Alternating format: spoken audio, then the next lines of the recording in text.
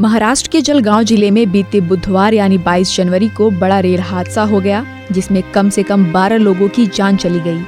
आग लगने की अफवाह पर ही ट्रेन से कई लोग कूद गए और दूसरी पटरी पर आ रही रेलगाड़ी की चपेट में आ गए। दरअसल जलगांव में रेलवे स्टेशन से आगे लखनऊ मुंबई पुष्पक एक्सप्रेस में यह हादसा हुआ। ब्रेक लगने की वजह से पुष्पक एक्सप्रेस के पहियों से चिंगारी निकलने लगी, जिससे यात्रियों को लगा कि ट्रेन में आग लग गई है और फिर अफरा तफरी का माहौल बन गया, जिसकी वजह से कुछ यात्रियों ने इमरजेंसी चेन खींच दी। इस भयावह हादसे के प्रत्यक्षदर्शियों ने सारी बात बताई है। लोगों ने बताया कि कुछ यात्री एक ओर से पटरी पर कूद गए, जबकि अन्य दूसरी ओर से पुलिया की दीवार के आसपास उतर गए। जो यात्री पटरी पर कूदे थे वे उस पटरी पर तेज गति से आ रही ट्रेन की चपेट में आ गए।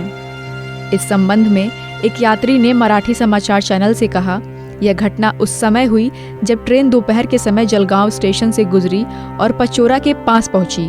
उसने बताया कि जब ब्रेक लगाए गए तो कुछ यात्रियों ने ट्रेन के पहियों से चिंगारी निकलती देखी, जिससे उनमें दहशत फैल गई।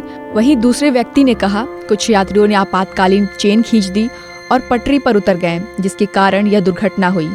उस यात्री ने कम से कम 2 यात्रियों को कर्नाटक एक्सप्रेस के पहियों के नीचे आते देखा। आपको बता दें कि इस हादसे में कम से कम 12 यात्रियों की मौत हुई है। कुछ यात्रियों ने बताया कि 8 से 9 लोगों की मौत हुई है। पुष्पक एक्सप्रेस 1 घंटे से ज्यादा समय के बाद आगे की यात्रा पर रवाना हुई।